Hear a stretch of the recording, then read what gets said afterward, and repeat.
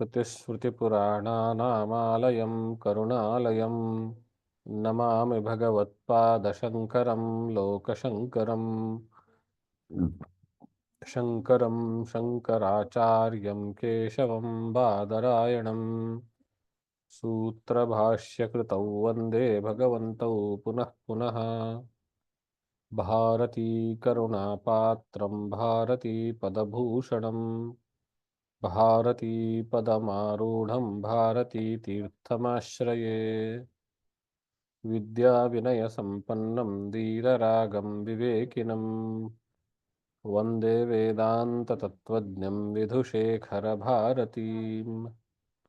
परमं क्लिष्टवेदान्तं परया श्लक्ष्णया गिरा यो बोधयति तं वन्दे परमानन्दभारतीम् जन्माद्यस्य यतोऽन्वयादितरतश्चार्थेष्वभिद्यस्वराट् तेने ब्रह्महृदाय आदिकवये मुह्यन्ति यत्सूरयः तेजो वारिमृदां यथा विनिमयो यत्र त्रिसर्गो मृषा धाम्ना स्वेन सदा निरस्तकुहकं सत्यं परं धीमहि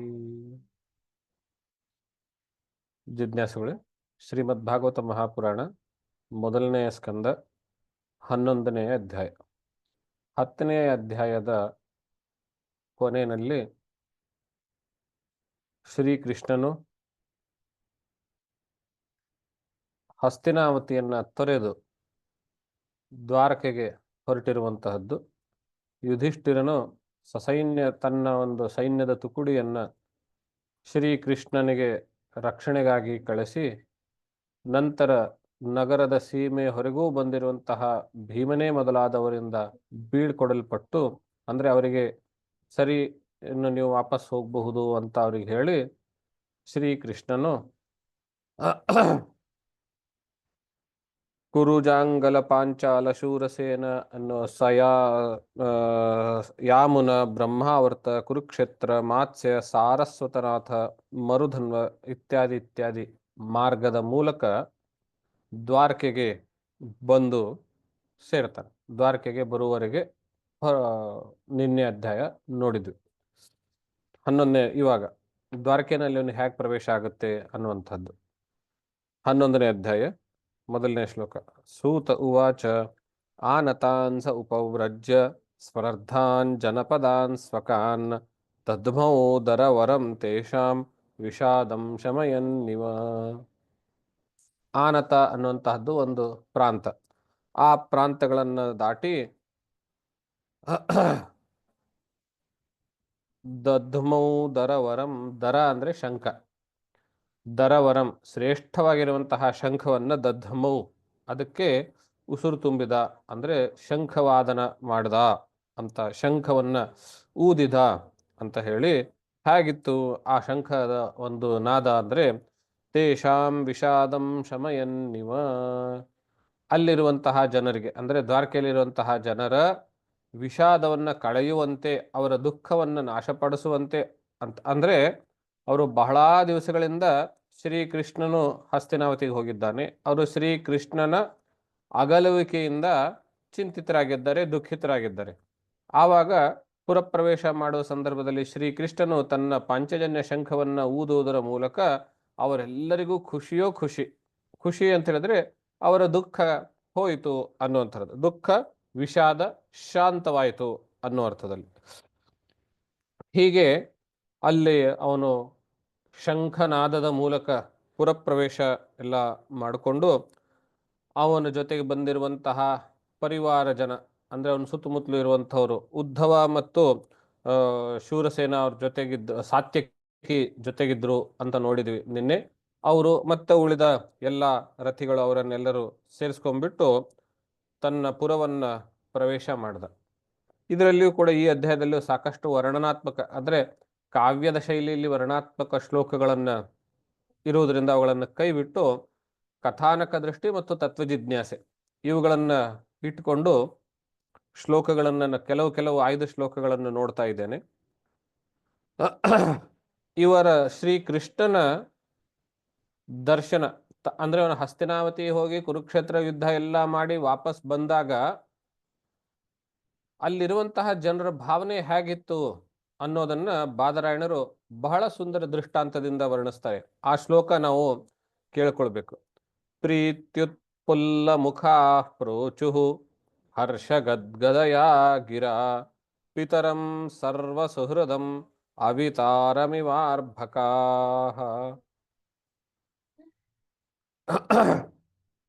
ಇವನು ಬರ್ತಾ ಇದ್ದಾನೆ ಅಂತ ಧ್ವನಿ ಕೇಳ್ತಾ ಇದ್ದ ಹಾಗೆ ಎಲ್ಲರೂ ಅವರವರ ಕೆಲಸಗಳನ್ನು ಬಿಟ್ಟು ಬೀದಿಗೆ ಬಂದು ತಮ್ಮ ತಮ್ಮ ಮನೆಯ ಮೇಲ್ಗಡೆ, ಅಟ್ಟಗಳಲ್ಲಿ, ಮಾಳಿಗೆ ಮೇಲೆ, ರಸ್ತೆಯ ಮುಂದುಗಡೆ ಎಲ್ಲಾ ಕಡೆಯಲ್ಲೂ ಜನ ಸೇರಿ ಅವ್ರದ್ದು ಹೇಗಾಗಿತ್ತು ಅವರು ಅಂತ ಹೇಳಿದ್ರೆ ಪ್ರೀತ್ಯುತ್ಫುಲ್ಲ ಮುಖಾಹ, ಪ್ರೀತಿಯಿಂದ ಅರಳಿದಂತ ಮುಖವಾಗಿರುವಂಥದ್ದು. ಪ್ರೀತ್ಯುತ್ಪಲ, ನಮ್ಮ ಪ್ರೀತಿ ಪಾತ್ರವರು ನಮಗೆ ತುಂಬಾ ಬೇಕಾದವರು ಎದುರಿಗೆ ಬಂದಾಗ ಹಾಗೆ ತಕ್ಷಣದಲ್ಲಿ ಮುಖ ಅರಳುತ್ತದೆಯೋ ಹಾಗೆ ಅವರೆಲ್ಲ ಮುಖ ಅರಳಿದಂಥವರಾಗಿತ್ತು.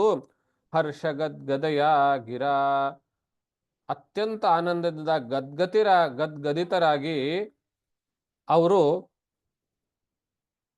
ಕೃಷ್ಣನ ಆನಂದದ ಸಂತೋಷವನ್ನ ಹೊಗಳ್ತಾ ಇದ್ರಂತೆ. ಗದ್ಗದಯ ಗಿರಾ, ಆದ್ರೆ ಆ ಹೊಗಳುವಿಕೆಯ ವಾಕ್ಯದಲ್ಲಿ ನಡುಕ ಅಂತಿತ್ತು. ಆ ನಡುಕ ಯಾವುದು ಅಂದ್ರೆ ಆನಂದದಿಂದ ಬಂದಿರುವಂತಹ ಗದ್ಗದಿತದೆ. ಅವರ ಭಾವನೆ ಹೇಗಿತ್ತು ಅಂತ ನೋಡಿದ್ರೆ ಪಿತರಂ ವಿತಾರಂ ಇವ ಅರ್ಭಕಾಹ, ಅವಿತಾರಂ ಇವ ಅರ್ಭಕಾಹ. ಯಾವುದೋ ಜಾತ್ರೆನಲ್ಲಿ ತಂದೆ ಮಕ್ಕಳನ್ನ ಕೈ ಹಿಡಿದುಕೊಂಡು ಕರ್ಕೊಂಡು ಹೋಗ್ತಾ ಇರ್ತಾನೆ. ಜಾತ್ರೆಯ ಗದ್ದಲ ಮಧ್ಯದಲ್ಲಿ ತಂದೆ ಕೈ ತಪ್ಪು ಹೋಗುತ್ತೆ, ಮಕ್ಕಳು ಆ ಕಡೆ ಈ ಕಡೆ ವಿಚಲಿತರಾಗ್ತಾರೆ. ಅವನು ತಂದೆನು ಸ್ವಲ್ಪ ಹೊತ್ತಾದ ಮೇಲೆ ಮಕ್ಕಳು ಆ ಕಡೆ ಈ ಕಡೆ ಹುಡುಕುವಾಗ ದೂರದಲ್ಲಿ ತಂದೆ ಕಾಣಿಸ್ತಾನೆ. ಇವ್ರ ಕಡೆನೆ ಹುಡ್ಕೊಂಡು ಬರ್ತಾ ಇರ್ತಾನೆ. ಆ ಸಂದರ್ಭದಲ್ಲಿ ಮಕ್ಕಳಿಗೆ ಕಳೆದು ಹೋಗಿರುವಂತಹ ಜಾತ್ರೆಯ ಗದ್ದಲದಲ್ಲಿ ಕಳೆದು ಹೋಗಿರುವಂತಹ ತಮ್ಮ ತಂದೆ ಪುನಃ ತಮಗೆ ಪ್ರಾಪ್ತವಾದಾಗ ಆ ಮಕ್ಕಳಿಗೆ ಎಷ್ಟು ಖುಷಿಯಾಗುತ್ತೋ ಅಂಥ ಖುಷಿ ಆ ಜನರ, ದ್ವಾರಕೆಯ ಜನರ ಮುಖದಲ್ಲಿತ್ತು ಎಂಬುದಾಗಿ ಬಾದರಾಯಣರು ವರ್ಣನೆ ಮಾಡ್ತಾನೆ. ಅರ್ಭಕಾಹ ಅಂದ್ರೆ ಸಂತಾನ ಅಂತ ಅರ್ಥ, ಮಕ್ಕಳುಗಳು ಅಂತ ಅರ್ಥ.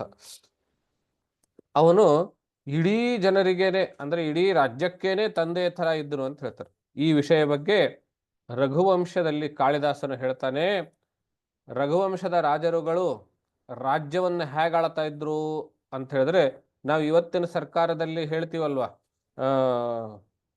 ಕಲ್ಯಾಣ ವೆಲ್ಫೇರ್ ಸ್ಟೇಟ್ ಅಂತ. ಅಂದ್ರೆ ಜನರಿಗೆ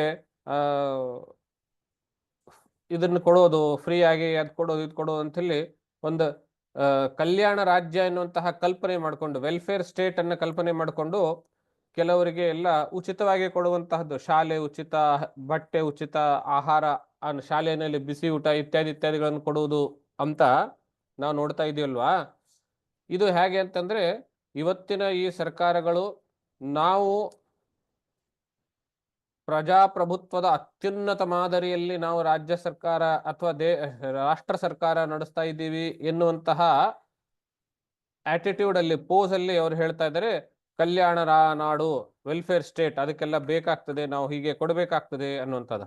ಆದ್ರೆ ಕಾಳಿದಾಸ ಹೇಳ್ತಾನೆ ರಘುವಂಶದ ರಾಜರುಗಳು ಹೇಗೆ ರಾಜ್ಯವಾಳ್ತಾ ಇದ್ರು ಅಂತ ಹೇಳಿದ್ರೆ ಒಂದೇ ಮಾತು ಹೇಳ್ತಾನೆ ಅವನು, ಸಪಿತಾ ಪಿತರಸ್ತಾಸಾಂ ಕೇವಲಂ ಜನ್ಮಹೇತವಃ ಅಂತ. ಇಡೀ ರಾಜ್ಯಕ್ಕೆ ಅವನೇ ತಂದೆ ಆಗಿದ್ದಂತೆ. ಪ್ರಜೆಗಳ ತಂದೆಗಳು ಅಂದ್ರೆ ಅವರವರ ತಂದೆಗಳು ಕೇವಲ ಹುಟ್ಟಿಗೆ ಮಾತ್ರ ಕಾರಣರಾಗಿದ್ರು. ಮಿಕ್ಕಿರುವಂತಹ ಎಲ್ಲ ಪಾಲನೆ, ಶಿಕ್ಷಣೆ ಮತ್ತು ರಕ್ಷಣೆ ಇವೆಲ್ಲವೂ ರಾಜರುಗಳೇ ಕೊಡ್ತಾ ಇದ್ರು. ತಂದೆ ಜವಾಬ್ದಾರಿ ಮೂರು ತಾನೆ, ಪಾಲನೆ, ಶಿಕ್ಷಣ ಮತ್ತು ರಕ್ಷಣೆ. ಈ ಮೂರು ರಾಜನೇ ಮಾಡಿರುವುದರಿಂದ ಕಾಳಿದಾಸ ಹೇಳ್ತಾನೆ ಅವನೇ ನಿಜವಾದ ತಂದೆ, ಮಿಕ್ಕವರೆಲ್ಲರೂ ಕೇವಲ ಹುಟ್ಟಿಗೆ ಕಾರಣ ಅಂತ ಹೇಳ್ತಾರೆ. ಸಪಿತಾ ಪಿತರಸ್ತಾಸಾಂ ಕೇವಲಂ ಜನ್ಮಹೇತವಃ ಅಂತ ಹೇಳುವುದರ ಮೂಲಕ. ಹಾಗೆ ಇಲ್ಲಿ ಕೃಷ್ಣನೂ ಕೂಡ ತನ್ನ ರಾಜ್ಯದಲ್ಲಿ ಜನರಿಗೆ ಹಾಗೇ ರಾಜ್ಯಭಾರ ಮಾಡ್ತಾ ಇದ್ನು. ಆ ಜನರು ಶ್ರೀ ಕೃಷ್ಣನ ಆಗಮನದಿಂದ ಕಳೆದು ಹೋದ ತಮ್ಮ ತಂದೆ ಮತ್ತೆ ಪ್ರಾಪ್ತವಾದಾಗ ಎಷ್ಟು ಸುಖವನ್ನ ಆನಂದವನ್ನ ಅನುಭವಿಸಿದ್ರು, ಅಂಥ ಆನಂದವನ್ನ ಅವರು ಅನುಭವಿಸ್ತಾ ಇದ್ರು ಅನ್ನೋದನ್ನ ಬಾದರಾಯಣರು ಈ ಶ್ಲೋಕದಲ್ಲಿ ಹೇಳ್ತಾರೆ. ಅವರು ಹೊಗಳೋದಕ್ಕೆ ಶುರು ಮಾಡ್ತಾರೆ. ಜನ ಎಲ್ಲರೂ ಅವರವರಿಗೆ ಹೇಗೆ ಹೇಗೆ ಹೇಗೆ ಹಸ್ತಿನಾವತಿಯಲ್ಲಿ ಹೋಗುವಾಗ ಹೆಂಗಳೆಯರು ಅಟ್ಟದ ಮೇಲೆ ಕುಳಿತಿರುವಂಥವರು ಅವರವರ ಭಾವಕ್ಕನುಸಾರವಾಗಿ ಕೃಷ್ಣನ ಬಗ್ಗೆ ವರ್ಣನೆ ಮಾಡಿದ್ರಲ್ಲ, ಹಾಗೆ ದ್ವಾರಕೆಯಲ್ಲಿಯೂ ಕೂಡ ಕೃಷ್ಣಾಗಮನದ ಸಂದರ್ಭದಲ್ಲಿ ಕೃಷ್ಣನ ಕುರಿತು ವರ್ಣನೆಗಳನ್ನ ಪ್ರಾರ್ಥನೆಗಳನ್ನ ಹೇಳ್ತಾರೆ. ಅಂತಹ ಪ್ರಾರ್ಥನೆಯಲ್ಲಿರುವಂತಹ ಒಂದು ಶ್ಲೋಕ ನೋಡೋಣ. ಭವಾಯ ನಸ್ತ್ವಂ ಭವ ವಿಶ್ವಭಾವನ ತ್ವಮೇವ ಮಾತಾತ್ಮ ಸುಹೃತ್ ಪಿತಾಪತಿಃ ತ್ವಂ ಸದ್ಗುರುರ್ನಃ ಪರಮಂ ಚ ದೈವತಂ ಯಸ್ಯಾನುವೃತ್ಯೋ ಕೃತಿನೋ ಬಭೂವಿಮ. ಹೇ ವಿಶ್ವಭಾವನ, ಇಡೀ ವಿಶ್ವಕ್ಕೇನೆ ರಕ್ಷಕನಾಗಿರುವಂಥವನು ನೀನು. ತ್ವಂ ಭವಾಯ, ನೀನು ರಾಜನಾಗಿ ಯಾಕಿದ್ದೀಯಾ ಅಥವಾ ಅವತಾರ ಯಾಕೆ ಮಾಡಿದ್ದೀಯಾ ಅಂದ್ರೆ ನಹಾಭವಾಯ, ನಮ್ಮ ಅಭಿವೃದ್ಧಿಗೋಸ್ಕರವಾಗಿ ನೀನು ರಾಜ್ಯನಾಗಿದ್ದೀಯ, ನಮ್ಮ ಅಭಿವೃದ್ಧಿ ಕಾರಕನಾಗಿದ್ದೀಯ ನೀನು. ತ್ವಮೇವ ಮಾತಾ, ನಮ್ಮ ತಾಯಿಯೂ ಹೌದು. ಆತ್ಮ, ನಮ್ಮ ಆತ್ಮವು. ಸುಹೃತ್, ಗೆಳೆಯನು. ಪಿತಾ, ತಂದೆಯು. ಪತಿಹಿ, ನಮ್ಮ ಯಜಮಾನನು ಒಡೆಯನು. ತ್ವಂ ಸದ್ಗುರುಹು, ನಮ್ಮ ಗುರು ನೀನೇ. ಪರಮಂಚ ದೈವತಂ, ಜೊತೆಗೆ ಪರಮದೈವವೂ ನೀನೇ. ನಿಮ್ಮ ಅನುವೃತ್ಯ ಕೃತಿನೋ ಭವ, ನಿನ್ನ ದಾರಿಯಲ್ಲಿ ನಾವು ಹಿಂದೆ ಸಾಗುವುದು ಅಂತಿದೆಯಲ್ಲ, ನಿನ್ನನ್ನು ಅನುಸರಿಸಿಕೊಂಡು ಅದರಿಂದಲೇನೆ ನಾವು ಕೃತಾರ್ಥರಾಗ್ತೇವೆ ಎನ್ನುವಂತಹ ಭಾವ ಅಲ್ಲಿಯ ಜನರಿಗಿತ್ತು ಅಂತ ಹೇಳ್ತಾರೆ. ಈಗ ನನ್ನ ಯೋಚನೆ ಏನು ಅಂತ ಹೇಳಿದ್ರೆ, ಈ ಪ್ರಜಾಪ್ರಭುತ್ವದ ಬಗ್ಗೆ ಮಾತನಾಡುವವರು ಅಥವಾ ರಾಜಪ್ರಭುತ್ವದ ಬಗ್ಗೆ ಮಾತನಾಡುವಂತಹ ಇವತ್ತಿನ ಜನರು ರಾಜ ಮತ್ತು ಪ್ರಜೆಗಳ ಸಂಬಂಧವನ್ನ ಈ ರೀತಿಯ ಶ್ಲೋಕಗಳು ಅವರಿಗೆ ಕಾಣಿಸೋದೇ ಇಲ್ವಲ್ಲ. ಕಾಳಿದಾಸನು ಹೇಳಿರುವಂತಹ ಸಪಿತಾಪಿತರಸ್ತಾಸಾಂ ಕೇವಲಂ ಜನ್ಮ ಹೇತವಃ, ಈ ರೀತಿಯ ರಾಜ ಮತ್ತು ಪ್ರಜೆಯ ಸಂಬಂಧ ಈ ಆಧುನಿಕ ವಿದ್ವಾಂಸರಿಗೆ, ಬುದ್ಧಿಜೀವಿಗಳಿಗೆ ಕಾಣಿಸೋದೇ ಇಲ್ವಲ್ಲ. ಅವರು ರಾಜಶಾಹಿ ಅಂತ ಹೇಳಿದ್ರೆ ಕೇವಲ ಅತ್ಯಾಚಾರ ಮಾಡುವವರೇ ಆಗಿದ್ರು ಅನ್ನೋ ರೀತಿಯಲ್ಲಿ ನೋಡ್ತಾರಲ್ಲ. ಇತಿಹಾಸದಲ್ಲಿ ಅಪವಾದ ಅನ್ನುವಂಥದ್ದು ಸಿಕ್ಕೇ ಸಿಗ್ತವೆ. ಸಾಪವಾದೋ ನಿಯಮ, ಒಂದು ನಿಯಮ ಇದೆ ಅಂತ ಹೇಳಿದ್ರೆ ಅದಕ್ಕೆ ಅಪವಾದ ಇದ್ದಿರ್ಲಿಕ್ಕೆ ಬೇಕು. ಆದ್ರೆ ಅಪವಾದಗಳು ಯಾವತ್ತಿಗೂ ಉದಾಹರಣೆಗಳಾಗಲಾರವು. ನಾವು ಅಪವಾದಗಳನ್ನು ಉದಾಹರಣೆಯಾಗಿ ಇಟ್ಕೊಳ್ಳೋಕ್ಕಾಗೋದಿಲ್ಲ. Exceptions cannot be examples. ಆದರೆ ಏನಾಗ್ತಾ ಇದೆ ದುರ್ದೈವದಲ್ಲಿ, ಇತಿಹಾಸದಲ್ಲಿ ನಡೆದಿರುವಂತಹ ಅಪವಾದಗಳನ್ನೇ ಉದಾಹರಣೆ ಅಲ್ಲ, ಮಾಡೆಲ್ಗಳಾಗಿ ಪ್ರಸ್ತುತಪಡಿಸಲಾಗ್ತಾ ಇದೆ. ಆದ್ದರಿಂದ ನಾವು ರಾಮಾಯಣ, ಮಹಾಭಾರತ, ಭಾಗವತ ಗ್ರಂಥಗಳನ್ನ ಓದುವುದರ ಮೂಲಕ, ತಿಳಿದುಕೊಳ್ಳುವುದರ ಮೂಲಕ ಹೇಗಿತ್ತು ನಮ್ಮ ಭವ್ಯ ಪರಂಪರೆ ಎನ್ನುವಂತಹದ್ದನ್ನು, ಕೇವಲ ತತ್ವಜಿಜ್ಞಾಸೆ, ಭಕ್ತಿ, ಮೋಕ್ಷಕಾರಕ ಅದೆಲ್ಲವೂ ಹೌದು, ಜೊತೆಗೆ ನಮ್ಮ ಭವ್ಯ ಪರಂಪರೆ ಹೇಗಿತ್ತು ಅನ್ನುವಂತಹದ್ದು ಈ ಗ್ರಂಥದ ಮೂಲಕ ನಮಗೆ ಗೊತ್ತಾಗ್ತದೆ. ಹೀಗೆ ಜನ ಹೇಳ್ತಾ ಇದ್ರು, ನೀನೇ ನಮ್ಮ ತಂದೆ ತಾಯಿ, ನನ್ನ ಯಜಮಾನ, ನನ್ನ ಗುರು, ಅಷ್ಟೇ ಯಾಕೆ ನನ್ನ ಪರಮ ದೈವವೂ ನೀನೇ ಎಂಬುದಾಗಿ ಪ್ರಜೆಗಳು ರಾಜನಿಗೆ ಹೇಳ್ತಾ ಇದ್ರು. ಅಂದ್ರೆ ಇವಾಗಿನ ಎಂತಹ ದೊಡ್ಡ ನಾಯಕನಾಗಿದ್ರು ನೀನು ನಮ್ಮ ರಾಜಕೀಯ ನಾಯಕ ಅಂತ ಹೇಳಬಹುದೇ ಹೊರತು ನೀನೇ ನಮ್ಮ ತಂದೆ ತಾಯಿ ಅಂತ ಯಾರೂ ಹೇಳೋದಿಲ್ಲ. ನೀನೇ ನಮ್ಮ ಗುರು ಅಂತೂ ಹೇಳೋದಿಲ್ಲ. ನೀನೇ ನಮ್ಮ ಪರಮದೈವ ಅನ್ನುವಂಥ ಮಟ್ಟಿಗಂತೂ ಹೇಳೋದಿಲ್ಲ. ನೀನು ತುಂಬಾ ದೊಡ್ಡ ನಾಯಕ ಅಂತ ಹೇಳ್ಬೋದು ಪ್ರಜಾಪ್ರಭುತ್ವದಲ್ಲಿ. ರಾಜಪ್ರಭುತ್ವದಲ್ಲಿ ಅಂತಹ ಔನ್ನತ್ಯವನ್ನ, ಅಂದ್ರೆ ಪ್ರಜೆಗಳ ಕಲ್ಯಾಣವನ್ನ ಆ ಮಟ್ಟಿಗೆ ಯಶಸ್ವಿಗೊಳಿಸಿರುವಂತಹ ರಾಜರುಗಳು ಈ ಭೂಮಿಯಲ್ಲಿ ಆಗೋಗಿದ್ರು ಅನ್ನುವಂಥದ್ದನ್ನ ನಾವು ಅನೇಕ ಉದಾಹರಣೆಗಳಿಂದ ನೋಡಬಹುದು. ಪ್ರಸ್ತುತದಲ್ಲಿ ನನಗೆ ನೆನಪಿರುವಂತೆ ಕಾಳಿದಾಸನ ರಘುವಂಶ ಮತ್ತು ಭಾಗವತದ ಶ್ಲೋಕ, ಅಲ್ಲಿ ರಾಮ ಇಲ್ಲ ಕೃಷ್ಣ ಹೇಗೆ ರಾಜ್ಯಾಡಳಿತ ಮಾಡ್ತಾ ಇದ್ರು, ರಾಜ್ಯಭಾರ ಮಾಡ್ತಾ ಇದ್ರು ಅನ್ನೋದನ್ನು ನೋಡೋದು. ಹೀಗೆ ಅನೇಕ ರೀತಿಯ ಶ್ರೀಕೃಷ್ಣನ ಗುಣಗಾನಗಳನ್ನ, ಮಹಿಮೆಗಳನ್ನ, ವರ್ಣನೆಗಳನ್ನ ಹೇಳ್ತಾ ಇರುವಂತಹ ಜನ ಸೂತರು ಮುಂದುವರಿಸ್ತಾರೆ ಅದೇ ಕಥೆ. ಇತಿ ಚೋದೀರಿತ ವಾಚಃ ಪ್ರಜಾನಾಂ ಭಕ್ತಪಾಲಕಃ ಶೃಣುವನ್ ಅನುಗ್ರಹಂ ದೃಷ್ಟ್ಯಾ ವಿತನ್ವಾನ್ ಪ್ರಾವಿಶತ್ಪುರಿ. ಶ್ರೀಕೃಷ್ಣನು ತನ್ನ ಮಂದ ಮುಗುಳ್ನಗೆಯಿಂದ ಆ ಎಲ್ಲ ಜನರುಗಳ ಮಾತುಗಳನ್ನು ಕೇಳಿಸಿಕೊಳ್ಳುತ್ತಾ ಅವರುಗಳಿಗೆ ಕಣ್ಣು ಸನ್ನೆಯಿಂದಲೇನೆ, ದೃಷ್ಟಿಯಿಂದಲೇನೆ ಅನುಗ್ರಹಗಳನ್ನು ಮಾಡ್ತಾ ಪ್ರಾವಿಶತ್ ಪುರೀಂ. ಭಕ್ತ ಪಾಲಕನಾಗಿರುವ, ಪ್ರಜೆಗಳ ಪಾಲಕನಾಗಿರುವಂಥವನವನು ಆ ನಗರವನ್ನ ಪ್ರವೇಶ ಮಾಡ್ದ. ಯಾವ ನಗರ? ದ್ವಾರಕಾ ನಗರವನ್ನ ಪ್ರವೇಶ ಮಾಡ್ದ ಅಂಥೇಳಿ. ದ್ವಾರಕಾ ನಗರದ ಬಗ್ಗೆ 2-3 ಶ್ಲೋಕ, 6-7 ಶ್ಲೋಕಗಳಿದಾವೆ ದ್ವಾರಕಾ ನಗರ ಹೇಗಿತ್ತು ಅಂತೇಳಿ. ಅದರಲ್ಲಿ 3 ಶ್ಲೋಕಗಳನ್ನು ನಾನು ಆಯ್ದುಕೊಂಡಿದ್ದೀನಿ. ನಿಮ್ಮೆಲ್ಲರಿಗೂ ಗೊತ್ತಿರುವಂತೆ ಯುದ್ಧವನ್ನ ತಡೆಯುವುದಕ್ಕೋಸ್ಕರವಾಗಿ ಶ್ರೀಕೃಷ್ಣ ತನ್ನ ರಾಜ್ಯವನ್ನ ಮಥುರೆಯಿಂದ ದ್ವಾರಕೆಗೆ, ಪ್ರಜಾಸಹಿತವಾಗಿ ದ್ವಾರಕೆಗೆ ಬದಲಾಯಿಸಿದ. ಯಾಕೆ ಅಂದರೆ ಆ ಕಾಲನೇಮಿ ಯವನ ಅಥವಾ ಈ ಮೇಲಿನ ಮೇಲೆ ಯುದ್ಧಗಳು ಬೇಡ ಅನ್ನೋ ಕಾರಣದಿಂದ ದ್ವಾರಕೆಗೆ ಬದಲಾಯಿಸಿದ್ದು. ಹಾಗೆ ದ್ವಾರಕಾ ನಗರ ನಿರ್ಮಾಣ ಮಾಡಬೇಕಾದಾಗ ಅವನು ಬಹಳ ಅಚ್ಚುಕಟ್ಟಿನಿಂದ ರಕ್ಷಣೆಯ ದೃಷ್ಟಿಯಿಂದ ನಿರ್ಮಾಣ ಮಾಡಿರುವಂತಹದ್ದು.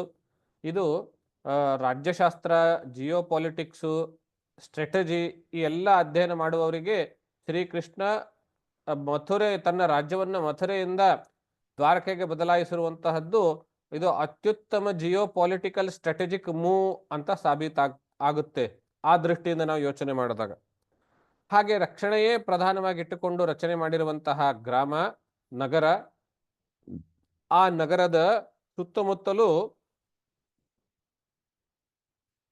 ನಗರದ ರಕ್ಷಣೆಗಾಗಿ ಒಳ್ಳೊಳ್ಳೆ ರಾಜರುಗಳನ್ನು ಇಟ್ಕೊಂಡಿದ್ದ ಅಂತ ಹೇಳಿದ್ರೆ, ದ್ವಾರಕಾ ನಗರಿಯ ಬಾರ್ಡರ್ ಸ್ಟೇಟ್ಸ್ ಅಂತ ಹೇಳ್ತೀವಲ್ಲ, ರಾಜ್ಯಕ್ಕೆ ಅಂಟಿಕೊಂಡಿರುವಂತಹ ಇತರ ರಾಜ್ಯಗಳು, ಆ ಸುತ್ತಮುತ್ತಲೂ ಇರುವಂತಹ ಎಲ್ಲ ರಾಜರುಗಳು ಶ್ರೀಕೃಷ್ಣನಿಗೆ ಮಿತ್ರರಷ್ಟೇ ಅಲ್ಲ, ಆಜ್ಞಾಧಾರಕರಾಗಿರುವಂತಹ ಪ್ರಬಲ ರಾಜರುಗಳಾಗಿದ್ರು.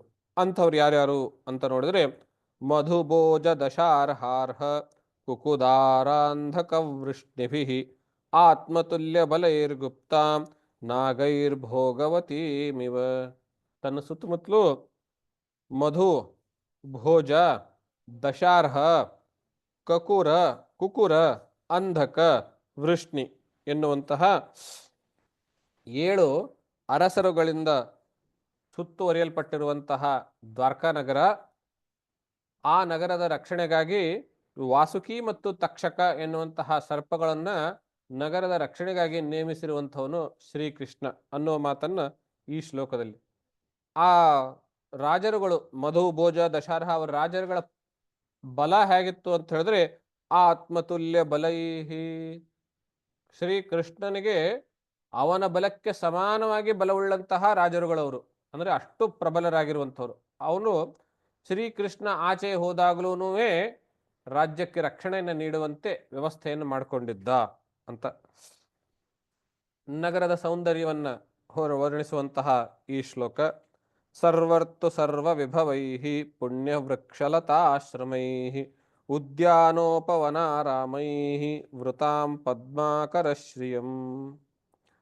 ಸರ್ವರ್ತು ಸರ್ವ ವಿಭವೈಹಿ, ಎಲ್ಲಾ ಋತುಗಳಲ್ಲಿ ಅರಳುವ, ಕಂಗೊಳಿಸುವ, ಪ್ರಕಾಶಮಾನವಾಗಿರುವಂತಹ ಪುಣ್ಯ ವೃಕ್ಷ ಲತಾಶ್ರಮೈಹಿ, ಪುಣ್ಯ ವೃಕ್ಷಗಳು, ಲತೆಗಳು, ಹೂಗುದೋಟಗಳು, ಹಣ್ಣಿನ ತೋಟಗಳು, ಅವುಗಳಿಂದ ಕೂಡಿರುವಂತಹ ಆಶ್ರಮಗಳು, ಉದ್ಯಾನಗಳು. ಉದ್ಯಾನ ಅಂತ ಹೇಳಿದ್ರೆ ವಾಯುವಿಹಾರ ಇತ್ಯಾದಿಗೆ ಮಾಡೋದಕ್ಕೆ ಅವಕಾಶ ಇರುವಂಥದ್ದು. ಉಪವನಗಳು, ಆರಾಮಗಳು. ಉಪವನ ಸ್ವಲ್ಪ ಉದ್ಯಾನಕ್ಕಿಂತಲೂ ದೊಡ್ಡದು, ನಿಬಿಡವಾಗಿರುವಂತಹದ್ದು. ಆರಾಮ ಅಲ್ಲಿ ವಾಯುವಿಹಾರ ಇತ್ಯಾದಿಗಳಿಗೆ ಅವಕಾಶ ಇರುವಂಥದ್ದು, ಕುಳಿತುಕೊಳ್ಳಲು ಇತ್ಯಾದಿಗಳಿಗೂ. ಉದ್ಯಾನ ಹೂಗಳಿಂದ, ಹಣ್ಣುಗಳಿಂದ ತುಂಬಿರುವಂತಹ ತೋಟ. ಹೀಗೆ ಇವುಗಳಿಂದಲಿಂದಲೂ ನಗರ ಕಂಗೊಳಿಸ್ತಾ ಇತ್ತು. ಮಧ್ಯ ಮಧ್ಯದಲ್ಲಿ ವೃತಾಂ ಪದ್ಮಾಕರಶ್ರಿಯಂ, ಕೆರೆಗಳು, ಆ ಕೆರೆಗಳಲ್ಲಿ ಅರಳಿರುವಂತಹ ಕಮಲಗಳು, ಅಂದ್ರೆ ಕಮಲದ ಸರೋವರಗಳಿಂದ ತುಂಬಿತ್ತು ಆ ದ್ವಾರಕಾ ನಗರ ಅನ್ನುವಂಥದ್ದು. ಮುಂದೆ ವ್ಯವಸ್ಥೆ ಹೇಗಿತ್ತು ಅಂತ, ಗೋಪುರದ್ವಾರ ಮಾರ್ಗೇಶು ಕೃತ ಕೌತುಕ ತೋರಣಾಂ ಚಿತ್ರಧ್ವಜ ಪತಾಕಾಗ್ರೈಃ ಅಂತಃ ಪ್ರತಿಹತಾ ಆತಪಾಂ. ಶ್ರೀ ಕೃಷ್ಣನ ಆಗಮನದ ಸುದ್ದಿಯನ್ನ ಕೇಳಿ ಗೋಪುರ ಗೋಪುರ ಅಂತ ಹೇಳಿದ್ರೆ ನಾವು ಕನ್ನಡದಲ್ಲಿ ಏನ್ ಅನ್ಕೊಂಡಿವಿ, ದೇವಸ್ಥಾನದ ಮೇಲ್ಗಡೆ ಇರುವಂತಹದ್ದಕ್ಕೆ ಗೋಪುರ ಅಂತ ಹೇಳ್ತೀವಿ. ಆದ್ರೆ ಸಂಸ್ಕೃತದಲ್ಲಿ ಗೋಪುರ ಅಂತ ಹೇಳಿದ್ರೆ ನಗರದ ಪ್ರವೇಶ ದ್ವಾರಕ್ಕೆ ಗೋಪುರ ಅಂತ ಹೆಸರು. ಗೋಪುರ ಸ್ತ್ರೀ ಪುರದ್ವಾರಂ ಅಂತ.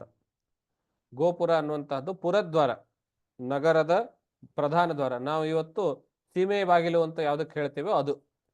ಆ ಗೋಪುರದಲ್ಲಿ ದ್ವಾರಗಳಲ್ಲಿ ಬೇರೆ ಬೇರೆ ಮಾರ್ಗಗಳು, ಬೇರೆ ಬೇರೆ ದ್ವಾರಗಳು, ಮಾರ್ಗದಲ್ಲಿ ಮಹಾಮಾರ್ಗ, ಅಡ್ಡ ಮಾರ್ಗ, ಎಲ್ಲ ಕಡೆಗಳಲ್ಲಿಯೂ ಕೃತ ಕೌತುಕ ತೋರಣಂ, ತುಂಬ ಶ್ರೀ ಕೃಷ್ಣನ ಆಗಮನದ ಕೌತುಕದಿಂದ ಕುತೂಹಲದಿಂದ ಎಲ್ಲ ಕಡೆಯೂ ತೋರಣಗಳನ್ನು ಕಟ್ಟಿ ಸಜ್ಜಾಗಿಸಿದ್ದರು. ಮತ್ತು ಚಿತ್ರಧ್ವಜ ಪತಾಕಾಗ್ರೈಹಿ, ಅನೇಕ ರೀತಿಯ ಆಕಾರಗಳೆಲ್ಲ ಧ್ವಜ ಪತಾಕಗಳಿಂದ, ಧ್ವಜಗಳಿಂದ ಕಂಗೊಳಿಸ್ತಾ ಇದ್ರು. ಮಜಾ ಏನು ಅಂದ್ರೆ, ಅಥವಾ ವಿಶೇಷತೆ ಏನು ಅಂತ ಹೇಳಿದ್ರೆ, ಆ ಧ್ವಜಗಳು ಸುಮ್ಮನೆ ನೋಡೋದಕ್ಕೆ ಹಾರೋದಕ್ಕೆ ಅಂತ ಇರಲಿಲ್ಲ. ಅದರಿಂದ ವಿಶೇಷ ಪ್ರಯೋಜನವಿತ್ತು. ಏನಿತ್ತು? ಪ್ರತಿಹತ ಆತಪಾಂ, ಅವರು ಧ್ವಜವನ್ನ ಇಂತಹ ಆಯಕಟ್ಟಿನ ಸ್ಥಳಗಳಲ್ಲಿ ಕಟ್ಟಿರ್ತಾ ಇದ್ರು, ಹಗಲಿನಿಂದ ರಾತ್ರಿವರೆಗೂ ಯಾವ ಸಮಯದಲ್ಲಿಯೂ ಕೂಡ ಬಿಸಿಲು ಅನ್ನುವಂತಹದ್ದು ನಗರ ಪ್ರವೇಶ ಮಾಡಲಿಕ್ಕೆ ಆಗಬಾರ್ದು. ಆ ರೀತಿಯಲ್ಲಿ ಧ್ವಜ ಮತ್ತು ಪತಾಕೆಗಳನ್ನ ಕಟ್ಟಿರ್ತಾ ಇದ್ರು. ಆದ್ರಿಂದ ಚಿತ್ರ ಧ್ವಜ ಪತಾಕೈಹಿ ಅಂತ, ವಿಚಿತ್ರದ ಒಂದು ವ್ಯವಸ್ಥೆಯಲ್ಲಿ ಅನ್ನೋ ಅರ್ಥದಲ್ಲಿ. ಅಂದ್ರೆ ಅವ್ರ ಉದ್ದೇಶ ಎಷ್ಟಾಗಿತ್ತು, ಯಾವ ಸಂದರ್ಭದಲ್ಲಿಯೂ ಬಿಸಿಲು ನೇರವಾಗಿ ಪುರಪ್ರವೇಶ ಮಾಡಕೂಡ್ದು ಅನ್ನುವಂಥ, ನಗರದ ಒಳಗಡೆ ಬರ್ಕೂಡ್ದು, ಆ ರೀತಿಯಲ್ಲಿ ಧ್ವಜಗಳನ್ನು ಕಟ್ಟಿರ್ತಿದ್ರು ಅಂತ. ಇದನ್ನ ಅರ್ಥ, ಈ ವರ್ಣನೆಯನ್ನ ನಾವು ಇಮ್ಯಾಜಿನ್ ಮಾಡ್ಕೊಳ್ಬೇಕು ಅಂತ ಹೇಳಿದ್ರೆ, ನೀವು ಸುಮ್ಮನೆ ಗೂಗಲಲ್ಲಿ ಇಮೇಜ್ ಸರ್ಚ್ ಮಾಡ್ತಾ ಹಾಟ್ ಸಮ್ಮರ್ ಇನ್ ಪುಣೆ ಅಂತ ಒಂದು ಟೈಪ್ ಮಾಡಿದರೆ ನಿಮಗೆ ಕೆಲವು ಚಿತ್ರಗಳು ಕಾಣ್ತವೆ. ಏನು ಅಂತ ಹೇಳಿದ್ರೆ, ಸರ್ಕಲ್ ಇರ್ತದೆ, 4 ರಸ್ತೆಗಳದು. ಅಲ್ಲಿ ಸಿಗ್ನಲ್ ಹಾಕಿದಾಗ, ಕೆಂಪು ದೀಪ ಬಂದಾಗ ಜನ ನಿಲ್ಬೇಕಲ್ಲ. ಎತ್ತರ ಕಟ್ಟಡಗಳು ಇರುವುದರಿಂದ ಗಾಳಿಯ ಸಂಚಾರ ಅಷ್ಟಿರುವುದಿಲ್ಲ. ಹಾಗಾಗಿ ಅಲ್ಲಿ ಗಾಳಿ ಇರುವುದಿಲ್ಲ ಅನ್ನೋ ಕಾರಣದಿಂದ ಸೆಕೆ ಹೆಚ್ಚಾಗ್ತದೆ, ಮೇಲೆ ಸುಡುವ ಬಿಸಿಲು. ಆದ್ರಿಂದ ಸಿಗ್ನಲ್ ಅಲ್ಲಿ ನಿಲ್ಬೇಕಲ್ಲ ಜನ. ನಿಂತಾಗ, ಗಾಡಿ ಚಾಲ್ತಿನಲ್ಲಿದ್ದಾಗ ಅಷ್ಟೊಂದು ಸೆಕೆ ಆಗೋದಿಲ್ಲ, ಬಿಸಿಲು ಅಷ್ಟು ಹತ್ತೋದಿಲ್ಲ, ನಿಂತಾಗ ಬಹಳ ಆಗತ್ತೆ. ಅದಕ್ಕಾಗಿ ಈ ಗ್ರೀನ್ ನೆಟ್ಗಳನ್ನ ರಸ್ತೆಯ ಉದ್ದಕ್ಕೂ, ಅಂದ್ರೆ ಎಷ್ಟು ಜಾಗದವರೆಗೆ ಸಿಗ್ನಲ್ ಅಲ್ಲಿ ವಾಹನಗಳು ನಿಲ್ಲಬಹುದು ಅಷ್ಟು ಜಾಗಗಳನ್ನ ಅಂದಾಜು ಮಾಡಿಕೊಂಡು ರಸ್ತೆಯ ಈ ಕಡೆಯ ಅಂಗಡಿಯಿಂದ ಆ ಕಡೆಯ ಅಂಗಡಿಯವರೆಗೆ ಮೇಲ್ಗಡೆ ಹಸಿರು ಗ್ರೀನ್ ನೆಟ್ಸ್ ಗಳನ್ನ ಹಾಕ್ತಾರೆ, ಬಿಸಿಲು ಕಡಿಮೆ ಮಾಡ್ಲಿ, ಸ್ವಲ್ಪ ನೆರಳು ಬರಲಿ ಅಂತ. ಬೇರೆ ಬೇರೆ ಊರುಗಳಲ್ಲಿ ಇರ್ಬೋದೇನೋ, ನಾನ್ ನೋಡಿದಂತಹ ನಗರಗಳಲ್ಲಿ ಕಾಣಿಸಿದ್ದು ಪುಣೆನಲ್ಲಿ ಮಾತ್ರ. ಮುಂಬೈಯಲ್ಲಿ ಅಡ್ಡಾಡಿದ್ದೇನೆ, ಬೆಂಗಳೂರಲ್ಲಿ ನೋಡಿದ್ದೇನೆ, ಅಹಮದಾಬಾದಲ್ಲಿ ನೋಡಿದ್ದೇನೆ. ಪುಣೆಯಲ್ಲಿ ನಾನು ನೋಡಿದ್ದೊಂದು. ಹಾಗಾಗಿ ಯಾವ್ದು ಹೇಳಿದ್ರಿ? ಬಿಜಾಪುರಲ್ಲಿ ಇದೆ. ಹಾ ಇರಬಹುದು. ಅಲ್ಲಿ ಈ ರೀತಿ ವ್ಯವಸ್ಥೆ ಮಾಡಿರ್ತಾರೆ. ಈ ವ್ಯವಸ್ಥೆ ದ್ವಾರಕಾ ನಗರದಲ್ಲಿ ಅವಾಗಲೇನೆ ಮಾಡಿದ್ರು ಅಂತ. ಪತಾಕಾಗ್ರೈಹಿ ಅಂತಹ ಪ್ರತಿಹತಾಪಹಂ, ಅವರು ಧ್ವಜ ಪತಾಕಗಳನ್ನು ಕಟ್ಟುವುದರ ಮೂಲಕ ಒಳಗಡೆ ಬಿಸಿಲಿನ ತಾಪ ಬಾರದೇ ಇರುವಂತೆ ತಡೆದುಕೊಂಡು ನೋಡುವಂತಹದ್ದಾಗಿತ್ತು ಅಂತ. ಅಂದ್ರೆ ನಾವ್ ಇವತ್ತು ಮಾತಾಡ್ತೀವಲ್ಲ ಸೈಂಟಿಫಿಕ್ ಅಪ್ರೋಚು ಅಂತ, ಇದಕ್ಕಿಂತ ದೊಡ್ಡ ಸೈಂಟಿಫಿಕ್ ಅಪ್ರೋಚ್ ಬೇಕೇನ್ರಿ? ನಾವು ಗ್ಲೋಬಲ್ ವಾರ್ಮಿಂಗ್ ಅಂತ ಎಷ್ಟೆಷ್ಟೋ ಮಾತಾಡಿ ಏನೇನೋ ಹೇಳ್ತೀವಿ, ಅವರು ಹೇಗೆ ನಿಭಾಯಿಸ್ಕೊಂಡು ಹೋಗ್ತಾ ಇದ್ರು? ಆದ್ರಿಂದ ನನಗೆ ಬಹಳ ಕಾಡುವ ಒಂದು ವಾಕ್ಯ ಅಂದ್ರೆ, ವಿಜ್ಞಾನದ ಯಾವುದೇ ಪುಸ್ತಕ ತೆಗೆದುಕೊಳ್ಳಿ ನೋಡಿ, ಮೊದಲ ವಾಕ್ಯ ಏನಿರುತ್ತದೆ ಆ ಪುಸ್ತಕದಲ್ಲಿ ಅಂದ್ರೆ, ಮನುಷ್ಯನು ಅನಾದಿ ಕಾಲದಿಂದ ನಿಸರ್ಗದ ವಿರುದ್ಧ ಹೋರಾಡ್ತಾ ಇದ್ದಾನೆ ಅಂತ. ನನಗೆ ಅರ್ಥ ಆಗೋದು ಅಥವಾ ಆಗದೆ ಇರೋದು ಅಂದ್ರೆ, ಅಥವಾ ಪ್ರಶ್ನೆ ಅಂದ್ರೆ, ಯಾಕೆ ಹೋರಾಡಬೇಕು ಅಂತ? ನಿಸರ್ಗದ ಜೊತೆ ಸಹಬಾಳ್ವೆ ಮಾಡ್ಕೊಂಡಿರ್ಬಹುದಲ್ಲ, ಹೋರಾಡುವ ಮನೋಭಾವ ಯಾಕೆ ಮನಸ್ಸಿನಲ್ಲಿ ಅಂತ. ಅಂದ್ರೆ ವಿಜ್ಞಾನಿಗಳು ಮನುಷ್ಯನಲ್ಲಿ ಆ ಹೋರಾಡುವ ಭಾವ ಅಂತ ಹೇಳುವುದರ ಮೂಲಕ ನಿಸರ್ಗವನ್ನ ನಾನು ಎದುರು ಹಾಕಿಕೊಂಡು ನಿಸರ್ಗವನ್ನ ಸೋಲಿಸಿ ನನ್ನ ಶೌರ್ಯವನ್ನ ನನ್ನ ಜಯವನ್ನ ಮೆರೆಯುತ್ತೇನೆ ಅನ್ನುವಂತಹದ್ದು ವಿಜ್ಞಾನಿಗಳ ಒಳಗಡೆ ಅಂತರಾಳದಲ್ಲಿ ಇರುವಂತಹ ಭಾವ. ಆದರೆ ನಮ್ಮ ವೈದಿಕ ಪರಂಪರೆಯಲ್ಲಿ ನೋಡಿದ್ರೆ ನಿಸರ್ಗದ ಜೊತೆಯಾಗಿ ಬೆಳೆಯುವಂತಹ ಭಾವ, ಎಲ್ಲಿಯೂ ಕೂಡ ನಿಸರ್ಗದ ಜೊತೆ ಹೋರಾಡ್ದ ಅನ್ನುವಂತಹ ಪದ ಬರೋದಿಲ್ಲ, ಸಹಬಾಳ್ವೆ ಮಾಡ್ದ ಅನ್ನುವಂತಹದ್ದ ಅರ್ಥವೇ ನಾವು ನೋಡ್ತೇವೆ. ಇರಲಿ, ಅವನು ಹೀಗೆ ಪುರಪ್ರವೇಶ ಎಲ್ಲ ಮಾಡಿದಾಗ ಅವನ ಸ್ವಂತ ಮನೆ ಅಥವಾ ಅರಮನೆ, ಆ ಅರಮನೆಯ ಕೋಟೆಯ ಬಾಗಿಲಿನಲ್ಲಿ ಯಾರ್ಯಾರು ಇವನನ್ನು ಸ್ವೀಕರಿಸ್ಲಿಕ್ಕೆ ಬಂದರು ಅನ್ನುವಂಥದ್ದನ್ನ ನಿಶಮ್ಯ ಪ್ರೇಷ್ಠ ಮಾಯಾಂತಂ ವಸುದೇವೋ ಮಹಾಮನಾಹ ಅಕ್ರೂರಶ್ಚೋಗ್ರಸೇನಶ್ಚ ರಾಮಶ್ಚಾದ್ಭುತ ವಿಕ್ರಮಃ ಪ್ರದ್ಯುಮ್ನಶ್ಚಾರುಧೇಷ್ಣಶ್ಚ ಯೇ ಚ ಸಾಂಬಗದಾದಯಃ ಪ್ರಹರ್ಷ ವೇಗೋಚ್ಛ್ವಸಿತ ಶಯನಾಸನ ಭೋಜನಾಃ. ಇವನು ಬರ್ತಾ ಇರುವಂತಹ ವಾರ್ತೆ, ಶ್ರೀಕೃಷ್ಣನು ನಗರ ಪ್ರವೇಶ ಮಾಡ್ತಾ ಇರುವಂತಹ ವಾರ್ತೆ ಕೇಳಿದ ತಕ್ಷಣದಲ್ಲಿಯೇನೆ ವಸುದೇವ ತಂದೆ, ಅಕ್ರೂರ ಉಗ್ರಸೇನ, ರಾಮ ಅಂತ ಹೇಳಿದ್ರೆ ಇಲ್ಲಿ ಬಲರಾಮ, ಪ್ರದ್ಯುಮ್ನ ಕೃಷ್ಣನ ಮಗ, ಚಾರುಧೇಷ್ಣ ಬಹುಶಃ ಇನ್ನೊಬ್ಬ ಮಗ, ಸಾಂಬ ಜಾಂಬವತಿಯ ಮಗ ಕೃಷ್ಣನಿಂದ, ಗದ ಮತ್ತೊಂದು ಮಡದಿಯಿಂದ ಇನ್ನೊಬ್ಬ ಮಗ, ಈ ಎಲ್ಲರೂ ಪ್ರಹರ್ಷ ವೇಗ ಬಹಳ ಖುಷಿಯಿಂದ ವೇಗವಾಗಿ ಅಂದ್ರೆ ಓಡೋಡ್ತಾ ಬಂದು ತಾವು ಮಾಡ್ತಾ ಇರುವಂತಹ ಭೋಜನ, ಶಯನ, ಆಸನ ಇತ್ಯಾದಿಗಳೆಲ್ಲವನ್ನು ಬಿಟ್ಟು ಶ್ರೀಕೃಷ್ಣನನ್ನ ಸ್ವೀಕಾರ ಮಾಡೋದಕ್ಕೆ ಅಂದ್ರೆ ಸ್ವಾಗತ ಮಾಡೋದಕ್ಕೆ ಬಂದ್ರು ಅಂತ ಹೇಳ್ತಾರೆ. ಅಂತಹ ಸಂದರ್ಭದಲ್ಲಿ ನಟ ನರ್ತಕ ಗಂಧರ್ವ ಸ್ತೂತಮಾಗದ ವಂದಿನಃ, ಅವನು ಬರ್ತಾ ಇರುವಂತಹ ಸಂದರ್ಭದಲ್ಲಿ ಬಹುಪರಾಕ್ ಅಂತ ನಾವು ಕೇಳ್ತೀವಲ್ವಾ, ಹಾಗೆ ಹೇಳೋರಿಗೆ ಬಹುಪರಾಕ್ಗಳನ್ನ ಹೇಳುವವರಿಗೆ ನಾವು ಏನ್ ಹೇಳ್ತೀವಿ, ವಂದಿಮಾಗದರು ಅಂತ ಪದ ಬಳಸ್ತೀವಿ. ನಿಜವಾಗ್ಲೂ ಆ ಪದದ ವಿವರಣೆ ಭಾಗವತದಲ್ಲಿ ಸಿಗುತ್ತದೆ. ಯಾರಿಗೆ ಮಾಗಧರು ಅನ್ಬೇಕು, ಯಾರಿಗೆ ವಂದ್ಯಗಳು ಅಂತಿರ್ಬೇಕು ಅಂತ. ವಂದಿ ಮತ್ತು ಮಾಗಧ ಇವು ಎರಡು ಪದ, ಎರಡು ಸೇರಿಸ್ಬಿಟ್ಟು ವಂದಿ ಮಾಗಧರು ಅಂತ ಹೇಳ್ತೀವಿ. ಸರಳದಲ್ಲಿ ಕನ್ನಡದಲ್ಲಿ ಹೇಳ್ಬೇಕಾದ್ರೆ ಹೊಗಳಭಟ್ರು ಅಂತ ಹೇಳ್ತೀವಿ. ಅದು ಹೊಗಳಭಟ್ರು ಅನ್ನುವಂತಹ ಪದ ಬಳಸುವಾಗ ಒಂದು ರೀತಿಯ ತುಚ್ಛ ಭಾವನೆ ಅಥವಾ ನೀಚ ಭಾವನೆ, ಕ್ಷುಲ್ಲಕ ಭಾವನೆ ನಮ್ಮ ಮನಸ್ಸಿನಲ್ಲಿ ಬರುತ್ತದೆ. ಆದ್ರೆ ವಂದಿ ಮಾಗಧರ ಕೆಲಸ ನಿಜವಾಗೂ ಕ್ಷುಲ್ಲಕ ತುಚ್ಛ ಇರಲಿಲ್ಲ. ಮಾಗಧರು ಅಂತ ಹೇಳಿದ್ರೆ ಇವರ ವಂಶಾವಳಿಗಳನ್ನೆಲ್ಲ ನೆನಪಿಟ್ಟುಕೊಂಡು ಅಲ್ಲಿ ಉಚ್ಚರಿಸುವಂಥವ್ರು. ಈ ವಂಶದಲ್ಲಿ ಇಂಥಿಂಥ ಮಹಾನ್ ನಾಯಕರಾಗೋದ್ರು ಅನ್ನುವಂತಹದ್ದನ್ನು ವಂಶಾವಳಿಗಳನ್ನು ನೆನಪಿಟ್ಟುಕೊಂಡು ಹೇಳುವಂಥವರು ಮಾಗಧರು. ವಂದ್ಯರು ಅಂತ ಹೇಳಿದ್ರೆ ಇವರು ಮಾಡಿರುವ ಮಹಾನ್ ಪರಾಕ್ರಮ ಕಾರ್ಯಗಳನ್ನ, ಲೋಕೋಪಯೋಗಿ ಕಾರ್ಯಗಳನ್ನ, ಭಕ್ತಾನುಗ್ರಹ ಲೀಲೆಗಳನ್ನ ವರ್ಣನೆ ಮಾಡುವಂಥವ್ರು ಇವರು ವಂದಿ ಮಾಗಧರು ಅಂತೇಳಿ. ಅವರೆಲ್ಲರೂ ಶ್ರೀಕೃಷ್ಣನನ್ನ ಬರುವಾಗ ಆಚೆ ಈಚೆ ನಿಂತ್ಕೊಂಡ್ಬಿಟ್ಟು ಅವರನ್ನ ವಂಶಾವಳಿ ಕೀರ್ತನದಿಂದ, ಪರಾಕ್ರಮ ಕೀರ್ತನೆಗಳಿಂದ ಸ್ವಾಗತ ಬಯಸ್ತಾ ಇದ್ರು. ಜೊತೆಗೆ ಪುರೋಹಿತರು, ವೇದಶಾಸ್ತ್ರ ಪಂಡಿತರು, ಬ್ರಾಹ್ಮಣರು ಅವರೆಲ್ಲರೂ ಅವರನ್ನ ಆಶೀರ್ವಚನಗಳಿಂದ ಸ್ವಾಗತಿಸ್ತಾ ಇದ್ರು. ಇನ್ನು ಕೆಲವರು ಹೂಗಳನ್ನು ಹಾಕುವುದರ ಮೂಲಕ, ಇನ್ನು ಕೆಲವರು ಭೇರಿ, ನಗಾರಿ ಇತ್ಯಾದಿಗಳನ್ನ ವಾದನದ ಮೂಲಕ, ಇನ್ನು ಕೆಲವರು ನರ್ತನ ಮಾಡುವುದರ ಮೂಲಕ, ಹೀಗೆ ಒಳ್ಳೆಯ ಹಬ್ಬದ ವಾತಾವರಣದಂತೆ ಶ್ರೀಕೃಷ್ಣನನ್ನ ಸ್ವಾಗತ ಮಾಡಿಕೊಂಡ್ರು.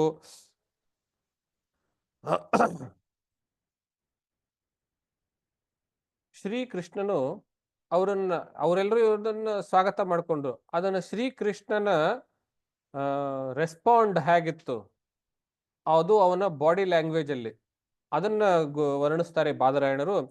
ಯಥಾ ವಿಧಿ ಸಮಾಗಮ್ಯ ಸರ್ವೇಷಾಂ ಮಾನಮಾದಧೆ ಪ್ರಹ್ವಾಭಿವಾದನ ಆಶ್ಲೇಷ ಕರಸ್ಪರ್ಶ ಸ್ಮಿತೆ ಕ್ಷಣೈ. ಅವರವರ ಯಥಾವಿಧಿ, ಅವರವರ ಯೋಗ್ಯತೆಗೆ ತಕ್ಕಂತೆ ಯಾವ ವಿಧಿಯಲ್ಲಿ ಅವರಿಗೆ ಮಾನಂ ಗೌರವ ಕೊಡಬೇಕೋ ಅವರವರಿಗೆ ಆಯಾ ವಿಧಿಯಲ್ಲಿಯೇನೇ ಗೌರವ ಕೊಡ್ತಾ ಇದ್ದ ಅನ್ನೋದನ್ನು ಹೇಳ್ತಾರೆ ಈ ಶ್ಲೋಕದಲ್ಲಿ. ಪ್ರಹ್ವ ತಲೆಬಾಗುವುದರ ಮೂಲಕ, ಅಭಿವಾದನ ಕೈಗಳನ್ನು ಜೋಡಿಸಿ ನಮಸ್ಕರಿಸುವುದರ ಮೂಲಕ, ಆಶ್ಲೇಷ ಅಪ್ಪಿಕೊಳ್ಳುವುದರ ಮೂಲಕ, ಕರಸ್ಪರ್ಶ ಕೈಗಳನ್ನ ಅಂದ್ರೆ ಅವರ ಕೈಗಳನ್ನ ಮುಟ್ಟಿ ಸ್ಪರ್ಶಿಸಿ ಇವರ ಕೈಗಳಿಂದ ಅವರ ಕೈಗಳನ್ನ ಹಿಡಿದು ಜೋಡಿಸುವಂತಹದ್ದು, ಹಾಗೆ ಮಾಡುವುದರ ಮೂಲಕ, ಸ್ಮಿತ ಮುಗುಳ್ನಗೆಯ ಮೂಲಕ, ಈ ಕ್ಷಣೈಹಿ ಬರೀ ನೋಟದಿಂದ, ಹೀಗೆ ಈ ಅಂಗಚೇಷ್ಟೆಗಳ ಮೂಲಕ ಅವರವರಿಗೆ ತಕ್ಕಂತೆ ಅಂದ್ರೆ ಹಿರಿಯರಿಗೆ ಬಗ್ಗೆ ನಮಸ್ಕಾರ, ಸಹ ಇರುವಂತವರಿಗೆ ಆಲಿಂಗನ, ಅದರಲ್ಲಿಯೂ ಅಧಿಕಾರ ಇತ್ಯಾದಿ ಇತ್ಯಾದಿ ಎಲ್ಲವನ್ನು ಯೋಚನೆ ಮಾಡಿ ಯಾರಿಗೆ ನಮಸ್ಕಾರ ಮಾಡಬೇಕು ಅವರಿಗೆ ನಮಸ್ಕಾರ ಮಾಡ್ತಾ, ಯಾರಿಗೆ ಕೈಗಳನ್ನು ಜೋಡಿಸ್ಬೇಕು ಅವರಿಗೆ ಕೈಗಳನ್ನು ಜೋಡಿಸ್ತಾ, ಯಾರಿಗೆ ಕೇವಲ ಮುಗುಳ್ನಗೆಯಿಂದಲೂ, ಯಾರಿಗೆ ಬರೀ ನೋಟದಿಂದ ಸಾಕೋ ಹಾಗೆ ಅವರಿಗೆ ಅವರವರ ಯೋಗ್ಯತೆಗೆ ತಕ್ಕಂತೆ ಅವರವರಿಗೆ ಅಭಿವಂದನೆಗಳನ್ನ ಪ್ರತಿ ನಮಸ್ಕಾರಗಳನ್ನ ಮಾಡ್ತಾ ಶ್ರೀಕೃಷ್ಣನು ಅವರಿಗೆ ಗೌರವವನ್ನು ಕೊಟ್ಟ ಅನ್ನುವಂಥದ್ದು ಹೇಳ್ತಾರೆ. ಇಷ್ಟೆಲ್ಲ ಆದ್ಮೇಲೆ ಅವನು ಗೃಹ ಪ್ರವೇಶ ಮಾಡ್ದ, ಮನೆ ಹೋದ. ಆ ದೊಡ್ಡ ಅರಮನೆಯಲ್ಲಿ ಮುಂಚೆ ಎಲ್ಲಿ ಹೋದ ಅಂತ ಹೇಳಿದ್ರೆ ಅವನ ತಂದೆ ತಾಯಿಯಂದ್ರೆ ಎಲ್ಲಿರ್ತಿದ್ರು ಆ ಕೋಣೆನಲ್ಲಿ ಹೋದ ಅಥವಾ ಆ ಮನೆಯಲ್ಲಿ ಹೋದ.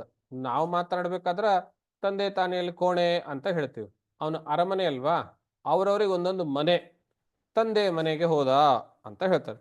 ಪ್ರವಿಷ್ಟಸ್ತು ಗೃಹಂ ಪಿತ್ರೋಃ ಪರಿಷ್ವಕ್ತಸ್ವ ಮಾತೃಭಿಃ ವವಂದೇ ಶಿರಸಾ ಸಪ್ತ ದೇವಕಿ ಪ್ರಮುಖಾಸ್ತಥಾಸ್ತದಾ. ಮೊಟ್ಟ ಮೊದಲು ತಂದೆ ವಸುದೇವ ವಾಸಿಸುತ್ತಿರುವಂತಹ ಮನೆಗೆ ಹೋಗಿ ಮಾತೃಗಳಿಂದ ತಾಯಿಯವರಿಂದ ಆಲಿಂಗನ ಮಾಡಿಕೊಳ್ಳಲ್ಪಟ್ಟು ಅವರಿಗೆ ನಮಸ್ಕರಿಸಿದನು ಅಂತ. ಎಷ್ಟು ಅಂದ್ರೆ ಶಿರಸ ತಲೆಬಾಗಿ ನಮಸ್ಕರಿಸಿದನು. ಮಾತೃಗಳಿಂದ ಅಂತ ಬಹುವಚನದಲ್ಲಿ ಬಂತಲ್ವಾ, ಎಷ್ಟು ಗೊತ್ತೇನು? ಸಪ್ತ 7 ಜನ ತಾಯಂದ್ರು, ಅಂದ್ರೆ ವಸುದೇವನಿಗೆ 7 ಜನ ಮಡದಿಯರು ಅಂತ. ಅವರ ಹೆಸರುಗಳನ್ನು ನಾವು ನೋಡಬಹುದು, ವ್ಯಾಖ್ಯೆಯಲ್ಲಿ ಸಿಗುತ್ತದೆ, ಭಾಗವತದ ಶ್ಲೋಕದಲ್ಲಿ ಸಿಗೋದಿಲ್ಲ. ದೇವಕಿ ಪ್ರಸಿದ್ಧವಾಗಿರುವಂತಹದ್ದು, ಶ್ರುತದೇವ, ಶಾಂತಿದೇವ, ಉಪದೇವ, ಶ್ರೀದೇವ, ದೇವರಕ್ಷಿತ, ಸಹದೇವ, ಎಲ್ಲ ದೇವ ದೇವ ದೇವಗಳಿಂದ ಕೂಡಿರುತ್ತೆ. ದೇವಕಿ ಅದರಲ್ಲಿಯೂ ದೇವ ಇದೆ. ದೇವಕಿ, ಶ್ರುತದೇವ, ಶಾಂತಿದೇವ ಎಲ್ಲ ಆಕಾರಗಳಿಂದ ಎಂಡ್ ಆಗುವಂಥದ್ದು, ಸ್ತ್ರೀ ಹೆಸರು ತಾನೆ, ಆದ್ರಿಂದ ಆಕಾರ. ದೇವಕಿ, ಶ್ರುತದೇವ, ಶಾಂತಿದೇವ, ಉಪದೇವ, ಶ್ರೀದೇವ, ದೇವರಕ್ಷಿತ ಮತ್ತು ಸಹದೇವ. ಇವರು ಕೃಷ್ಣನ ತಾಯಂದಿರು, ವಸುದೇವನ 7 ಜನ ಮಡದಿರು. ಅವರೆಲ್ಲರನ್ನ ಆಲಂಗಿಸಿ ತಲೆಬಾಗಿಸಿ ನಮಸ್ಕರಿಸಿದನು ಅಂತ ಹೇಳ್ತಾ ಅಲ್ಲಿಂದ ಅವರ ಆಶೀರ್ವಾದಗಳನ್ನು ಪಡೆದುಕೊಂಡು ಆಮೇಲೆ ತನ್ನ ಮಡದಿಯರ ಹತ್ತಿರ, ಮಡದಿಯರ ಮನೆಗೆ ಹೋದ. ನರಕಾಸುರನ ಸಂಹಾರದ ನಂತರ ಅವನಲ್ಲಿ ಬಂಧಿತವಾಗಿರುವಂತಹ ಆ ಎಲ್ಲ ಸ್ತ್ರೀಯರಿಗೆ ಈ ವಿಷಯದಲ್ಲಿ ಭೈರಪ್ಪನವರೇನೋ ಇರಬಹುದು, ಅಥವಾ ಯಾರು ಗೊತ್ತಿಲ್ಲ, ನೆನಪಿಗೆ ಬರ್ತಾ ಇಲ್ಲ, ಭೈರಪ್ಪನೇ ಇರಬಹುದು. ಪರ್ವ ಕಾದಂಬರಿನಲ್ಲಿ ಶ್ರೀ ಅಲ್ಲ ಅಲ್ಲ ಅಲ್ಲ ಅಲ್ಲ KS ನಾರಾಯಣಾಚಾರ್ಯ ಅವರು ಶ್ರೀಕೃಷ್ಣನ ಕೊನೆ ದಿನಗಳು ಅನ್ನುವಂತಹ ಕಾದಂಬರಿಯಲ್ಲಿ ಶ್ರೀಕೃಷ್ಣನಿಗೆ 16,000 ಪತ್ನಿಯರು ಹೇಗೆ ಅನ್ನೋದಕ್ಕೆ ಒಂದು ತರ್ಕ ಬಳಸ್ತಾರೆ. ಅದು ನಾರಾಯಣಾಚಾರ್ಯರ ತರ್ಕ. ಭಾಗವತದಲ್ಲಿ ಸ್ಪಷ್ಟವಾಗಿದೆ, ಪತ್ನೀನಾಂ ಸಹಸ್ರಾಣಿ ಚ ಷೋಡಶ, 16,000 ಪತ್ನಿಯರ ಮನೆಗೆ ಅವನು ಪ್ರಾಸಾದ ಅಂದ್ರೆ ಅಂತಸ್ತುಗಳಿಂದ ಕೂಡಿರುವಂತಹ ಮನೆ.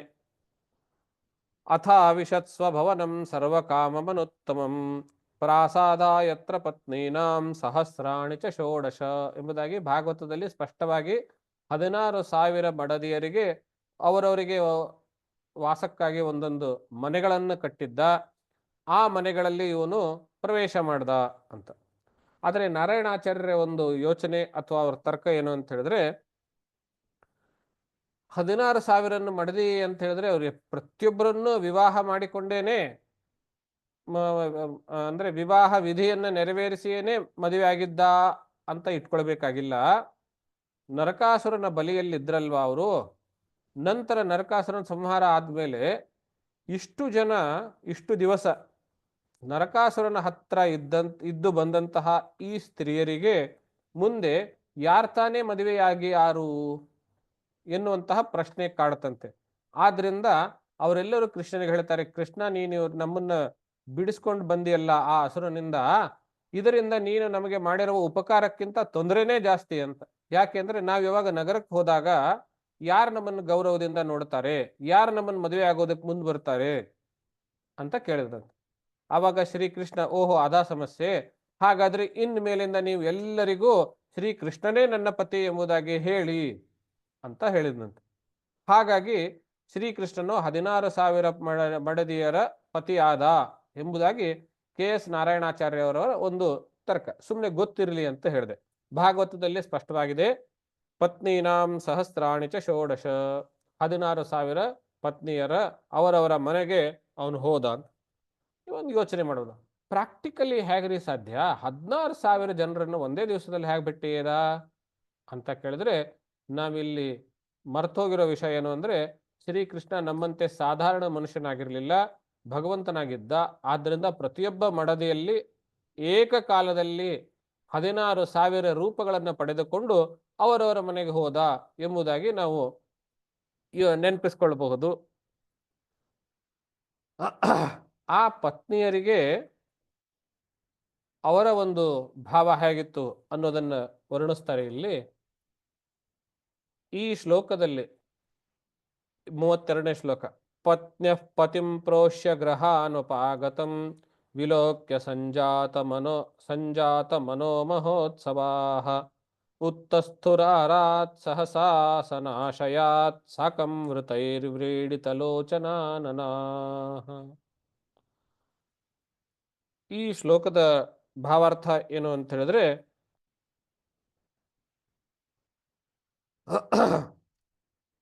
ದೇಶಾಂತರದಿಂದ ಬಂದಿರುವಂತಹ ತಮ್ಮ ಪತಿಯನ್ನ ನೋಡಿದಂತಹ ಅವರು ಪತ್ನಿಯರು ಸಂಜಾತ ಮನೋಮಹೋತ್ಸವಾ, ಮನಸ್ಸಿನಲ್ಲಿ ಬಹಳ ಒಂದು ಮಹೋತ್ಸವವೇ ಆಯ್ತಂತೆ. ಉತ್ತಸ್ಥುರಾರಾತ್ ಸಹಸಾ ಅನಾಶಯಾತ್ ಸಾಕಂ, ಅವರು ತಾವು ಕುಳಿತಿರುವಂತಹ ಆಸನದಿಂದ ಅಷ್ಟೇ ಏಳಲಿಲ್ಲ, ಇಷ್ಟು ದಿವಸಗಳವರೆಗೆ ಮಲಗಿಸಿರುವ ಮನಸ್ಸಿನಿಂದಲೂ ಎದ್ರಂತೆ. ಇದು ಸಂಪೂರ್ಣವಾಗಿ ಕಾವ್ಯಮಯ ವರ್ಣನೆ. ಆದರೂ ಈ ಶ್ಲೋಕದಲ್ಲಿ 2 ಪದಗಳು, ಆ ಪದಗಳ ವಿವರಣೆ ಕೊಡಬೇಕು ಅನ್ನೋ ಕಾರಣದಿಂದ ಈ ಶ್ಲೋಕವನ್ನು ಆಯ್ದುಕೊಂಡೆ. ಪ್ರೋಷ್ಯ ಮತ್ತು ವ್ರತೈಹಿ ಅಂತ. ಸಂಸ್ಕೃತದಲ್ಲಿ ಒಂದು ವಿಶೇಷವಾಗಿ ಸಾಹಿತ್ಯದಲ್ಲಿ ಒಂದು ಪದ ಬಳಸ್ತಾರೆ, ಪ್ರೋಷಿತ ಭರ್ತೃಕ ಅಂತ. ಏನದು? ಪ್ರೋಷಿತ ಭರ್ತೃಕ ಅಂತ. ಯಾರ ಪತಿ ಗ್ರಾಮಾಂತರಕ್ಕೆ ಹೋಗಿದ್ದಾನೆಯೋ ಅಂತಹ ಪತ್ನಿಗೆ ಪ್ರೋಷಿತ ಭರ್ತೃಕ ಅಂತ ಕರೀತಾರೆ. ಅಂದ್ರೆ ಅವಳ ಪತಿ ಗ್ರಾಮಾಂತರಗಳಿಗೆ ಹೋಗಿದ್ದಾನೆ.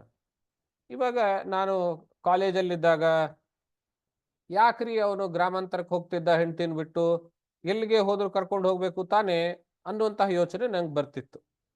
ಅದಕ್ಕೆ ಉತ್ತರ ಯಾವಾಗ ಸಿಕ್ತು ನನಗೆ ಅಂತ ಹೇಳಿದ್ರೆ, ಭೈರಪ್ಪನವರ ಸಾರ್ಥ ಅನ್ನುವಂತಹ ಕಾದಂಬರಿ ಓದಿದ್ಮೇಲೆ. ಆ ಕಾಲದ ವ್ಯವಸ್ಥೆ ಹೇಗಿತ್ತು ಅಂತ ಹೇಳಿದ್ರೆ, ವ್ಯಾಪಾರಿಗಳು ತಮ್ಮ ಸರಕನ್ನು ತೆಗೆದುಕೊಂಡು ಅನೇಕ ವ್ಯಾಪಾರಿಗಳು ಜೊತೆಗೂಡಿ ತಮ್ಮದೇ ಒಂದು ಕಾಮನ್ ಕಾಂಟ್ರಿಬ್ಯೂಷನ್ ಮೂಲಕ ಒಂದು ಸೈನ್ಯವನ್ನ, ಪುಟ್ಟದಾದ ಸೈನ್ಯವನ್ನ ರಚನೆ ಮಾಡಿಕೊಂಡು ಆ ಸೈನ್ಯದ ರಕ್ಷಣೆಯಲ್ಲಿ ಎಲ್ಲರೂ ಕೂಡಿ ಸರಕನ್ನ ಒಂದು ಊರಿನಿಂದ ಇನ್ನೊಂದು ಊರಿಗೆ ತೆಗೆದುಕೊಂಡು ಹೋಗೋರು, ಅಲ್ಲಿ ಮಾರಾಟ ಮಾಡುವವರು, ಅಲ್ಲಿಂದ ಮತ್ತೆ ಮಾರಾಟ ಆಗದಿದ್ರೆ ಮತ್ತೆ ಮುಂದಿನ ಊರಿಗೆ ಹೋಗೋರು, ಅಲ್ಲಿ ಸಿಗುವ ಅಮೂಲ್ಯ ವಸ್ತುಗಳನ್ನು ಖರೀದಿ ಮಾಡಿ ಮತ್ತೆ ಮತ್ತೊಂದು ಊರಿಗೆ ಹೋಗಿ ಮಾರಾಟ ಮಾಡುವವರು. ಹೀಗೆ ಅವರು ಹೆಚ್ಚು ಕಡಿಮೆ ಮಳೆಗಾಲದ 3-4 ತಿಂಗಳುಗಳು ಬಿಟ್ರೆ ಮಿಕ್ಕ ಎಲ್ಲ ದಿವಸಗಳಲ್ಲಿ ಅವರು ಸಾರ್ಥದಲ್ಲಿಯೇನೆ ಇರ್ತದೆ. ಸಾರ್ಥ ಅಂದ್ರೆ ಹಾಗೆ ಒಂದು ಗ್ರಾಮದಿಂದ ಇನ್ನೊಂದು ಗ್ರಾಮಕ್ಕೆ ಸರಕುಗಳನ್ನು ತೆಗೆದುಕೊಂಡು ಸೈನ್ಯದ ರಕ್ಷಣೆಯಲ್ಲಿ ತೆಗೆದುಕೊಂಡು ಹೋಗುವಂತಹ ಗುಂಪಿಗೆ ಸಾರ್ಥ ಅಂತ ಕರೀತಾರೆ. ಹಾಗೆ ಹೋಗುವಂತಹದ್ದು ವ್ಯಾಪಾರ ಅಂದ್ರೆ ಅದೇ ಇರ್ತಿತ್ತು ಅವಾಗ. ಆದ್ದರಿಂದ ಪತಿಯರು ಬೇರೆ ನಗರಗಳಿಗೆ ಹೋಗುವಂತಹದ್ದು ಸರ್ವೇ ಸಾಮಾನ್ಯ, ವ್ಯಾಪಾರಕ್ಕಾಗಿ ಹೋಗಿರ್ತದೆ. ಯಾರ ಪತಿ ವ್ಯಾಪಾರಕ್ಕಾಗಿ ಹೋಗಿರ್ತಾನೆಯೋ ಅವಳಿಗೆ, ವ್ಯಾಪಾರ ಅಂದ್ರೆ ಒಟ್ಟು ಗ್ರಾಮಾಂತರದಲ್ಲಿ ಎಲ್ಲರೂ ವ್ಯಾಪಾರಕ್ಕೆ ಹೋಗ್ತಿರ್ಲಿಲ್ಲ, ಕೆಲವರು ಊರು ನೋಡೋಣ ಅಂತ ಹೇಳಿ ಹೋಗ್ತಿರಬಹುದು. ದಂಡಿಯ ದಶಕುಮಾರ ಚರಿತ್ರದಲ್ಲಿ ನೋಡ್ತೇವೆ, ಅವನು ದಂಡಿ ಕೂಡ ಈ ರೀತಿಯ ಸಾರ್ಥದ ಜೊತೆಗೆ ಸೇರ್ಕೊಂಡು ದೇಶ ಎಲ್ಲ ಸುತ್ತಕೊಂಡು ಬಂದಿದ್ದ ಅನ್ನುವಂತಹದ್ದನ್ನು ನಾವು ನೆನಪಿಸ್ಕೊಳ್ಬಹುದು. ಹೀಗೆ ಒಟ್ಟಾರೆ ಗ್ರಾಮಾಂತರಗಳಿಗೆ ಹೋದಾಗ ಅವರ ಪತ್ನಿಯರಿಗೆ ಪ್ರೋಷಿತ ಭರ್ತೃಕ ಅಂತ ಕರೀತಾರೆ. ಹಾಗೆ ಹೆಸರಿಟ್ಟು ಏನ್ ಪ್ರಯೋಜನ ಅಂದ್ರೆ, ಅವರು ಕೆಲವು ವೃತಗಳಲ್ಲಿ ಇರ್ತಿದ್ರು ಅಂತೆ. ಎಲ್ಲಿವರೆಗೂ ತಮ್ಮ ಪತಿ ವಾಪಸ್ ಬರೋದಿಲ್ವೋ ಅಲ್ಲಿವರೆಗೂ ಅವರು ದೀಕ್ಷೆಯನ್ನು ಪಡೆದು ಪ್ರೋಷಿತ ಭರ್ತೃಕ ಎನ್ನುವಂತಹ ವೃತಗಳಿಂದ ಕೂಡಿರುವಂತಿದ್ರು. ಯಾವುದದು ವೃತಗಳು ಅಂತ ಕೇಳಿದ್ರೆ, ಯಾಜ್ಞವಲ್ಕ್ಯ ಸ್ಮೃತಿಯಲ್ಲಿ ಈ ಶ್ಲೋಕ ಬರುತ್ತದೆ. ಪ್ರೋಷಿತ ಭರ್ತೃಕೆಯರಿಗೆ ಇರುವಂತಹ ವ್ರತ ನಿಯಮ ಯಾವುದದು? ಕ್ರೀಡಾಂ ಶರೀರ ಸಂಸ್ಕಾರಂ ಸಮಾಜೋತ್ಸವ ದರ್ಶನಂ ಹಾಸ್ಯಂ ಪರಗೃಹೇ ಯಾನಂ ತ್ಯಜೇತ್ ಪ್ರೋಷಿತ ಭರ್ತೃಕ.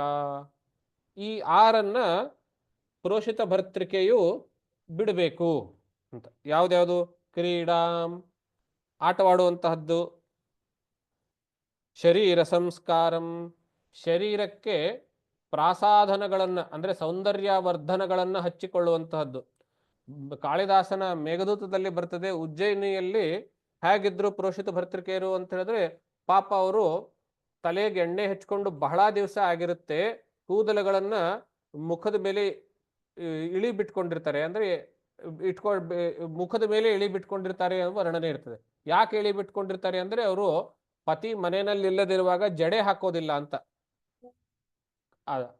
ಅದು ಹೇಗೆ ಕಾಣುತ್ತದೆ ಅಂತಂದ್ರೆ, ನೀನು ಬೆಳ್ಳಗಿದ್ರು ಅವರು ಕೂದಲಿನ ಮೂಲಕ ನಿನ್ನನ್ನು ನೋಡೋದ್ರಿಂದ ಕಪ್ಪು ಮೋಡವಾಗಿ ಕಾಣಿಸ್ತೀಯ ಅನ್ನುವಂತ ವರ್ಣನೆ ಕಾಳಿದಾಸನ ಮೇಘದೂತದಲ್ಲಿ ಬರ್ತದೆ.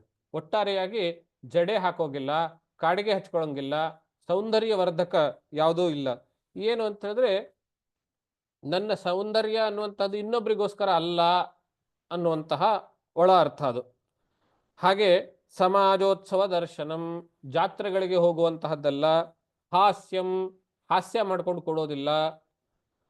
ಪರಗೃಹೇ ಯಾನಂ ಮತ್ತೊಬ್ಬರ ಮನೆಗೆ ಹೋಗುವಂತಿಲ್ಲ. ಇದು ಪ್ರೋಷಿತ ಭರ್ತೃಕೆಯರಿಗೆ ಇರುವಂತಹ ವಿವರ ನಿಯಮಗಳು ಅಂತ. ಆ ಕಾಲದಲ್ಲಿ ದ್ವಾರಕೆಗೆ ಬಂದಾಗ, ಶ್ರೀಕೃಷ್ಣರು ಬಂದಾಗ ಅವರ ಮಡದಿಯರ ಮುಖ ಹೇಗಿತ್ತು ಅಂದ್ರೆ ಪ್ರೋಷಿತ ಭರ್ತೃಕೆಯರ ಮುಖವೇ ಆಗಿತ್ತು ಅಂತ. ಅಂದ್ರೆ ಆ ಎಲ್ಲರೂ ಆ ನಿಯಮಗಳನ್ನು ಪಾಲಿಸ್ತಾ ಇದ್ರು ಅನ್ನುವಂಥದ್ದನ್ನು ನಾವು ನಿಲ್ಲಿಸ್ತೇವೆ. ಹೀಗೆ ನಗರದ ಜನ ಆಗಿರಲಿ, ಪುರೋಹಿತರಾಗಿರಲಿ, ತಂದೆ ತಾಯಿ ಆಗಿರಲಿ, ಗೆಳೆಯರಾಗಿರಲಿ, ಆತ್ಮೀಯರಾಗಿರಲಿ, ಮಡದಿಯರಾಗಿರಲಿ, ಎಲ್ಲರೂ ಅವರವರ ಭಾವಕ್ಕೆ ಶ್ರೀಕೃಷ್ಣನನ್ನ ಸ್ವಾಗತ ಮಾಡ್ತಾ ಮಾಡ್ತಾ ಬಾದರಾಯಣರು ಅದರಲ್ಲಿ ಒಂದು ಕಾಮನ್ ಅಂಶ ಏನು ಗಮನಿಸ್ತಾರೆ ಅಂತ ಹೇಳಿದ್ರೆ, ಇವರೆಲ್ಲರೂ ಶ್ರೀಕೃಷ್ಣನನ್ನ ತಮ್ಮಂತೆ ಒಬ್ಬ ಮಾನವನಾಗಿ ಗ್ರಹಿಸಿದ್ರು ಅಂತ ಹೇಳ್ತಾರೆ. ಮನ್ಯತೆ ತಮಯಂ ಲೋಕಂ ಹ್ಯಸಕ್ತಮಪಿ ಸಂಗಿನಂ ಆತ್ಮೌಪಮ್ಯೇನ ಮನುಜಂ ವ್ಯಾವೃಣ್ವಾನಮತೋ ಬುಧಃ. ಅಬುಧಃ ಅಜ್ಞಾನಿಗಳು ಇವರೆಲ್ಲರೂ. ಯಾಕೆಂದ್ರೆ ಶ್ರೀಕೃಷ್ಣ ಭಗವಂತನು ಅವನನ್ನು ತಮ್ಮಂತೆ ಮನುಜರನ್ನಾಗಿ ಕಾಣ್ತಾ ಇದ್ರಲ್ಲ, ಆತ್ಮೌಪಮ್ಯೇನ ತಮ್ಮ ಹಾಗೆ ಇನ್ನೊಬ್ಬ ಮನುಜ ಎಂಬ ರೀತಿಯಲ್ಲಿ ಕಾಣ್ತಾ ಇದ್ರು. ಆದ್ರಿಂದ ಅವ್ರ ಜೊತೆಗೆ ಭಾವನಾತ್ಮಕ ಸಂಬಂಧವನ್ನ ಹೊಂದಿಕೊಂಡಿದ್ರು. ಹಾಗೇನೆ ಅವನನ್ನ ಅಸಕ್ತಮಪಿ ಸಂಗಿನಂ, ಅವನು ಯಾವುದರಲ್ಲೂ ಆಸಕ್ತಿ ಉಳ್ಳವನಾಗಿರ್ಲಿಲ್ಲ, ಯಾವುದನ್ನು ಅಂಟಿಸ್ಕೊಳ್ತಾ ಇರಲಿಲ್ಲ. ಅಸಂಗಿಯಾಗಿದ್ರು, ಅಸಕ್ತನಾಗಿದ್ರು. ಅವನಿಗೆ ಸಂಗಿ ಅಂತ ತಿಳಿತಾ ಇದ್ರು. ಸಂಗಿ ಅಂದ್ರೆ ಸಂಘ ಉಳ್ಳವನು, ವಿಷಯಗಳ ಜೊತೆಗೆ ಸಂಘ ಉಳ್ಳವನು ಎಂಬ ರೀತಿಯಲ್ಲಿ ಅವನನ್ನು ಗ್ರಹಿಸ್ತಾ ಇದ್ರು ಜನ. ಅದನ್ನ ಹೇಗೆ ಬಾದರಾಯಣರು ಹೇಳ್ತಾರೆ ಮುಂದಿನ ಶ್ಲೋಕದಲ್ಲಿ ಅಂದ್ರೆ, ಶರೀರದ ಒಳಗಡೆ ಇರುವಂತಹ ಬುದ್ಧಿ ಶರೀರದ ಗುಣಗಳಿಂದ ಹೇಗೆ ಪ್ರಭಾವಿತವಾಗ್ತದೆಯೋ ಹಾಗೆ ಜಗತ್ತಿನ ಒಳಗಡೆ ಇರುವಂತಹ ತ್ರಿಗುಣಗಳಿಂದ ಕೂಡಿರುವಂತಹ ಈ ಜಗತ್ತಿನ ಒಳಗಡೆ ಇರುವಂತಹ ಭಗವಂತನು ಅದ್ಯಾವುದರಿಂದ ಪ್ರಭಾವಿತನಾಗ್ತಾ ಇರಲಿಲ್ಲ ಎನ್ನುವಂತಹ ಮಾತನ್ನ ಎತ್ಕೊಟ್ಟು ಇಲ್ಲಿ ಹೇಳ್ತಾರೆ. ಆದ್ರಿಂದ ಶ್ರೀಕೃಷ್ಣನನ್ನ ನೀವು ಇತರ ಎಲ್ಲ ಮನುಷ್ಯರಂತೆ ಗ್ರಹಿಸೋದಲ್ಲ. ತ್ರಿಗುಣಗಳ ಮಧ್ಯದಲ್ಲಿದ್ರೂ ಕೂಡ ಯಾವುದನ್ನ ಅವನು ಅಂಟಿಸ್ಕೊಳ್ತಾ ಇರಲಿಲ್ಲ. ಅಂತಹ ಈಶನು ಇವನು, ಒಡೆಯನು ಇವನು ಎನ್ನುವಂತಹ ಮಾತನ್ನ